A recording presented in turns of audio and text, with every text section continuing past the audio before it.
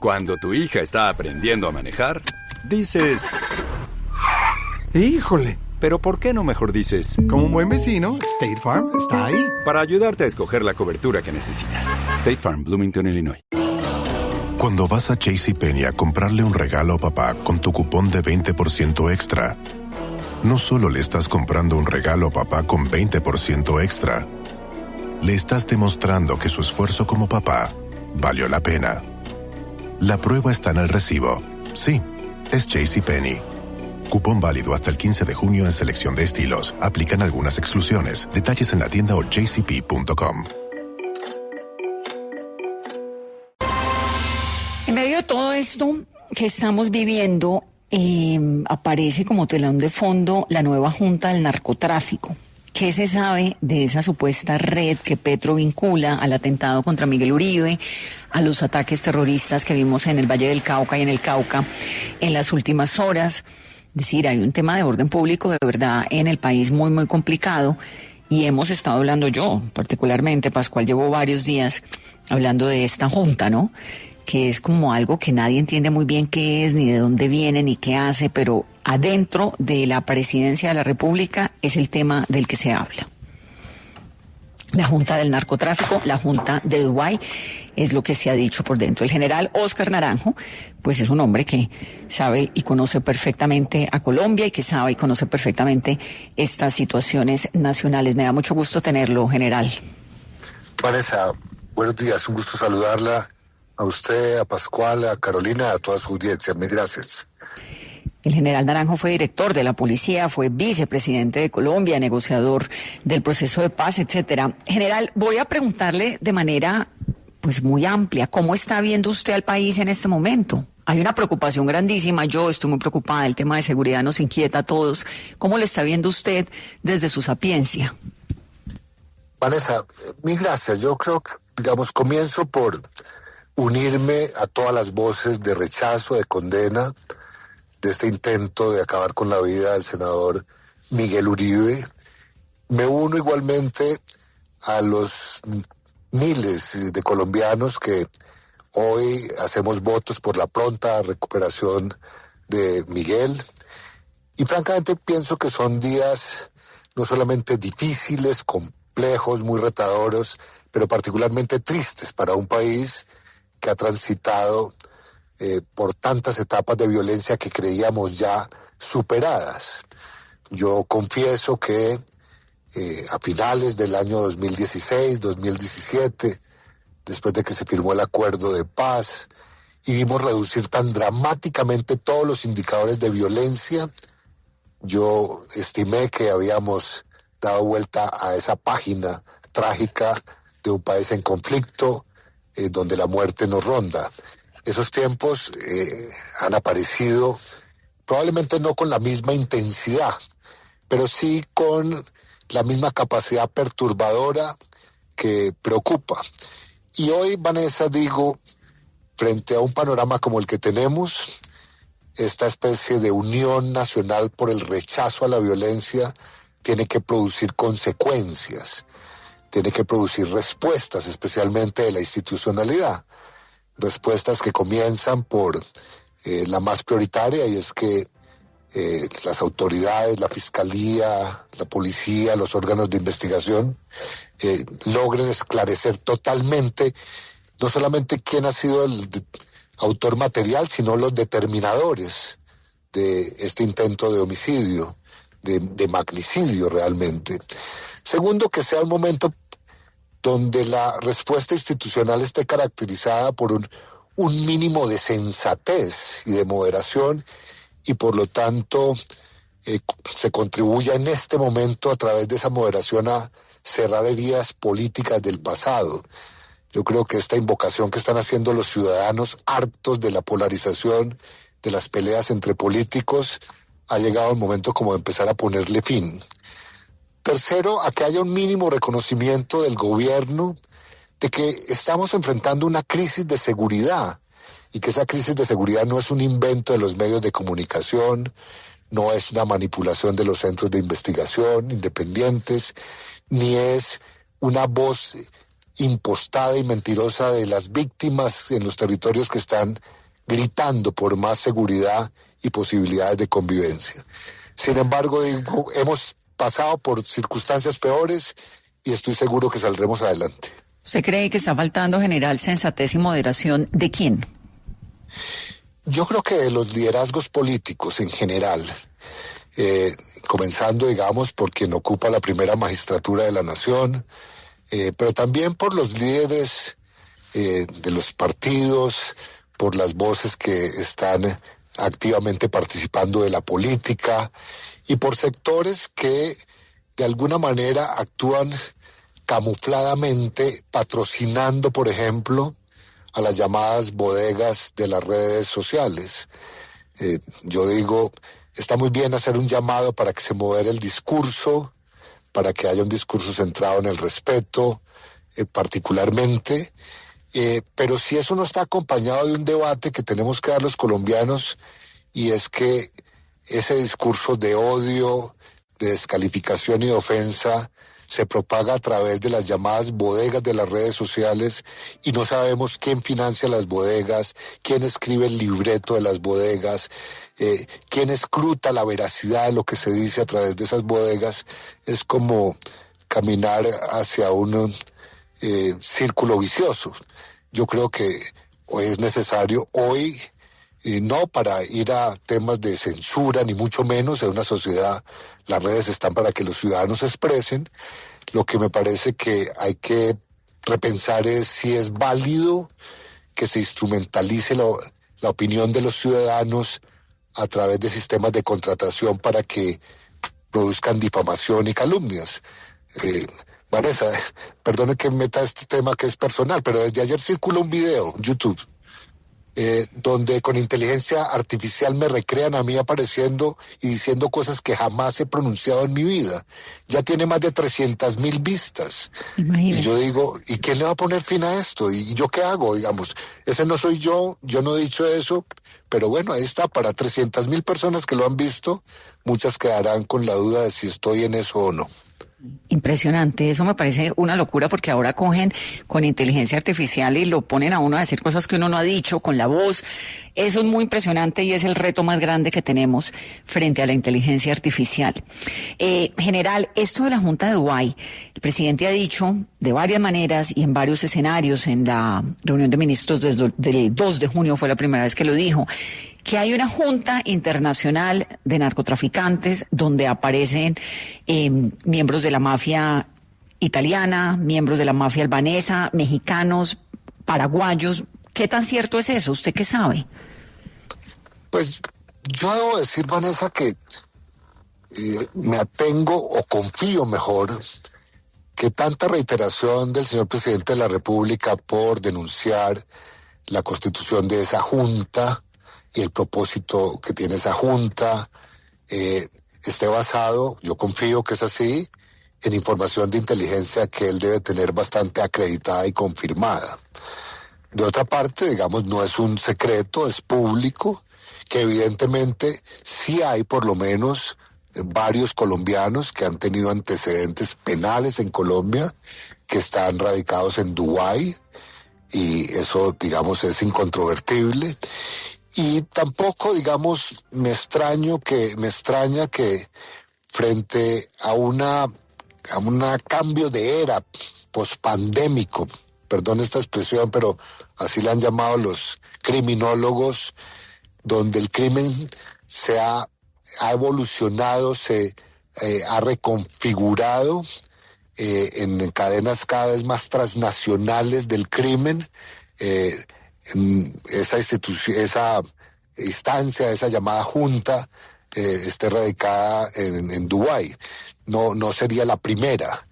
Como está probado, la integración criminal hoy es global y es evidente que hay desde albaneses hasta colombianos, mexicanos, europeos, haciendo parte de esas estructuras de crimen transnacional.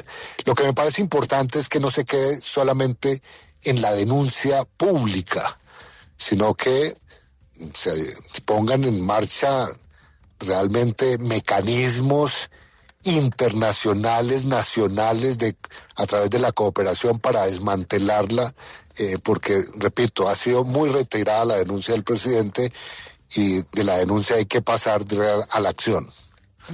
Pero digamos en la Asociación Internacional de Jefes de Policía, a la cual usted pertenece, porque usted es miembro de la International Drug Enforcement Association, que es una filial de la DEA y de la Asociación Internacional de Jefes de la Policía, ¿se habla de la Junta? Es decir, ¿existe como en estos espacios serios, ¿no?, de lucha contra la delincuencia y contra la droga, se habla de una Junta en Dubái?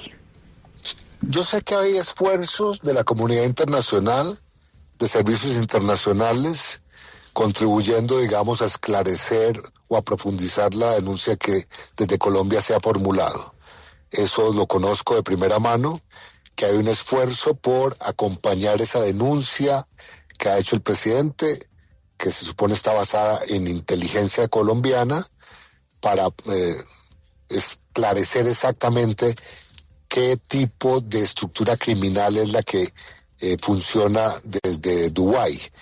Y en ese esfuerzo sé también que han identificado por lo menos un par de colombianos radicados en Dubái que tienen antecedentes criminales en Colombia.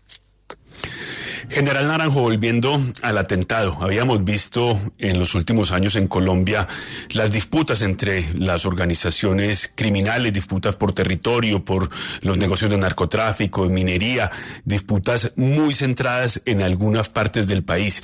Pero lo que pasó con Miguel Uribe Turbay pues ya nos muestra otra cosa, ya es una acción no simplemente por defender esos territorios, sino desestabilizar el país, influir en las elecciones. Tiene esto otro cariz completamente. ¿Cómo ve usted ese cambio que se da en este momento ya con una acción de ese tipo? Sí, yo francamente tiendo a sobreestimar este tipo de acciones. ¿A qué me refiero? Me refiero a que esto no es el capricho, no es el resultado de un par de radicales que se sienta en un bar a decir vamos a asesinar a Miguel Uribe. Esto, en mi opinión, hay que mirarlo con una lupa ampliada de que estamos frente a una determinación de un grupo estructurado que, a pesar de todo lo que se ve en las imágenes el día del atentado al senador Miguel Uribe, que parece llevar a muchos a la conclusión de que ahí se improvisó, que no hubo plan de escape para el sicario, etcétera, me parece que a pesar de los ruidos... Cuando tu hija está aprendiendo a manejar, dices... ¡Híjole! Pero ¿por qué no mejor dices? Como un buen vecino, State Farm está ahí. Para ayudarte a escoger la cobertura que necesitas. State Farm, Bloomington, Illinois. Comentario que pueda parecer ese hecho así, yo digo, ese puede ser parte del libreto. Y parte del libreto es que el sicario quedará expuesto a ser abatido por alguien de la fuerza pública o simplemente a ser capturado. Pero yo coincido de que no estamos frente a un hecho menor, no calculado, no improvisado, no desvinculado del efecto político que evidentemente pues busca un tipo de acción tan bárbara y tan condenable como esta. Relacionado con lo que pasó en el Valle del Cauca al comienzo de la semana, ¿cree usted que todo esto, digamos, tenía alguna posibilidad de conexión? El atentado a Miguel Uribe y lo que vino después del sábado, lo que vivimos ayer. Pascual, si uno se atiene a las lecciones que nos deja el pasado sobre este tipo de circunstancias, es claro que detrás de cada hecho que pretende desestabilizar, hay quienes también quieren pescar en río revuelto y aumentar la confusión. Yo, digamos, a estas alturas no tengo información, pues no la tendré detallada y de primera mano de inteligencia para saber si hay una asociación sobre esa oleada terrorista de ayer, con más de 24 incidentes terroristas en 36 horas. Pero lo que no me cabe duda es que es la lógica con que operan los criminales. Aumentar los niveles de confusión, repito, pescar en río revuelto y tratar de ampliar su capacidad para generar zozobra. Qué cosa tan terrible, general. El presidente está pidiendo investigar a la policía y también a la Unidad Nacional de Protección. ¿Qué opina usted de eso? Pues yo he dicho, digamos, que cuando un Estado genera capacidades de protección y dedica funcionarios públicos a esa tarea, no basta simplemente con capacitarlos, es necesario que siempre esa tarea esté acompañada de tareas de contrainteligencia para certificar la confiabilidad de esos servidores públicos. Y en ese sentido, me parece que dar claridades y rendir cuentas acerca del procedimiento de los funcionarios públicos que estuvieron hoy, digamos, o estos días, al frente de una situación tan difícil como fue el atentado al senador, pues resulta prudente. Yo creo que es necesario que no nos llevemos sorpresas con el tiempo y que anticipadamente las instituciones hagan toda la claridad. Yo confío, por lo que vi en esas imágenes, que evidentemente hay como una falla que es más estructural que personal de los funcionarios, en cuanto que no había el número suficiente, en cuanto que el escenario y el espacio donde se estaba desarrollando esa manifestación, así fuera pequeña, pues no daba ninguna garantía. Pero otra cosa es decir que la policía está infiltrada. Creo que es una afirmación muy fuerte que necesita estar respaldada por hechos. No basta hacer una afirmación genérica como esa, y si el señor presidente pues lo dice, asumo que tendrá alguna información, algún indicio que los colombianos deberíamos conocer. General, habla usted de que quienes estarían quizá detrás del atentado contra el precandidato Miguel Uribe es un grupo estructurado, pero con la información que se ha recopilado hasta el momento, con los videos que se han conocido, ¿se falló de alguna manera en la seguridad que tenía en ese momento Miguel Uribe? Pues el hecho, digamos, incontrovertible es que agredieron con fines, digamos, fatales, mortales, y Dios quiera que, digamos, Miguel supere esta dura prueba como la está superando. El hecho es ese, y cuando se da ese hecho, pues algo falló, digamos, como ha fallado, digamos, en casos que han sido públicos y muy notorios, como el atentado contra el presidente Trump durante su campaña política. Si algo así pasa, pues hay cosas que corregir y hay fallas que identificar. Digamos, creo que no se puede decir que se obró con eficacia si se produjo ese resultado, pero no necesariamente la ineficacia corre por cuenta de los funcionarios, muy pocos que estaban al servicio, digamos, de esa protección. Hay temas más estructurales que habría que corregir. General, volviendo a la crisis de seguridad que afronta el país en diferentes regiones, en algunas ciudades, lo que vimos ayer en Cali, posacuerdo de paz, ¿en qué se ha fallado para que estemos nuevamente ante estos escenarios? Bueno, realmente la frustración que yo arrastro, digamos, como exfuncionario público, es que al momento de firmar el acuerdo, por imperfecto que fuera el acuerdo, es un acuerdo que si hubiese acelerado, como habrá que acelerarlo a pesar de todo, en la implementación de ese acuerdo, no estaríamos en esto. Porque la verdad, la situación que estamos viviendo no es consecuencia del acuerdo, es probablemente consecuencia de la no implementación de temas centrales del acuerdo.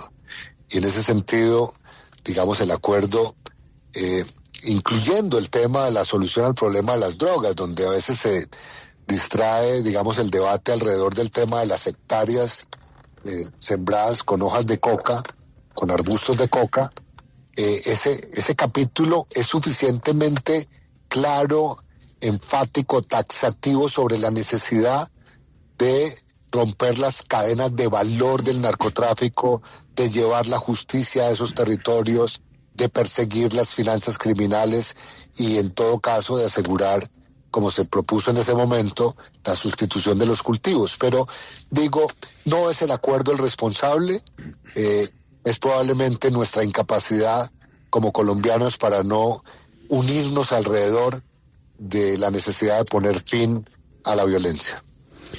General Naranjo, se ha hablado mucho de la crispación política, del tono que ha usado el presidente, también de las respuestas muchas veces de la oposición, de lo que pasa en redes, de la descalificación, de los insultos.